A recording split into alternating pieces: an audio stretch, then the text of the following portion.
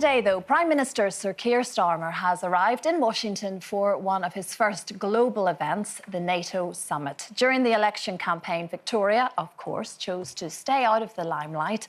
She's already been referred to as Britain's First Lady, similar to, of course, the title used for wives of the American president. So do we, at this point, need a First Lady, Colleen? Do you think this is a role that we should embrace in this country? Well, at this moment in time, all I want is somebody great to run the country. I don't care what his wife is.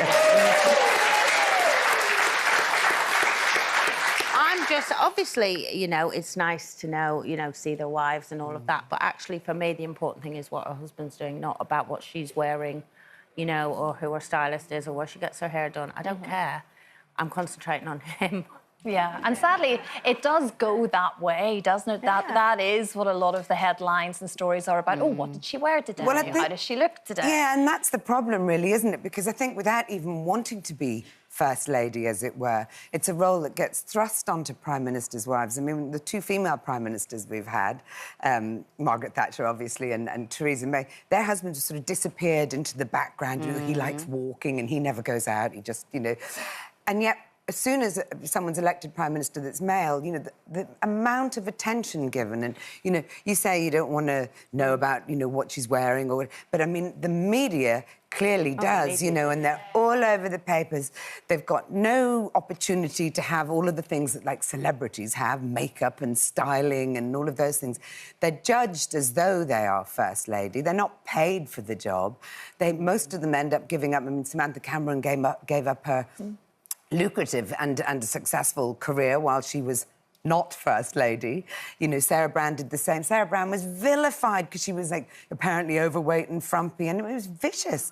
And yet, they're not paid to do that job. And I sort of think we either have to decide to leave them the hell alone or make it a proper role and accept the fact.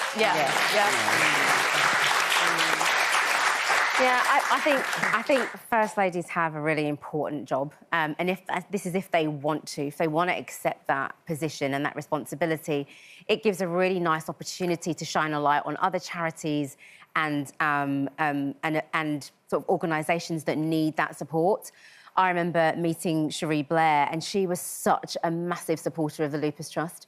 So she really helped us and put her name to it, which gave weight. So I think when you do have that position and you do have that opportunity, if you choose to, you can use it really wisely and help other organisations that wouldn't otherwise get that kind of highlight. So But I think most of them do end up doing that, and they all have adopted charities and so on. But it's the fact that they're judged as though they've been elected and taken on a job, and yet they haven't. And that seems to me just really quite sexist and unfair. And I think we just need to be a bit more honest with ourselves about what our expectation is. You can already see the narrative for Victoria Starmer as being the reluctant wife, and every time she doesn't appear for a state function, she's going to be on the cover of the tabloids for not having turned up or whatever. And you can just see the impact that's going to have on a family who have been so careful to be out of the limelight. We don't even know the names of their children, or they haven't showed pictures of their children. So, I mean, look, here we have them arriving, looking very much like a first why don't we just champion Victoria and tell the press, give her a break and let her be herself? All right.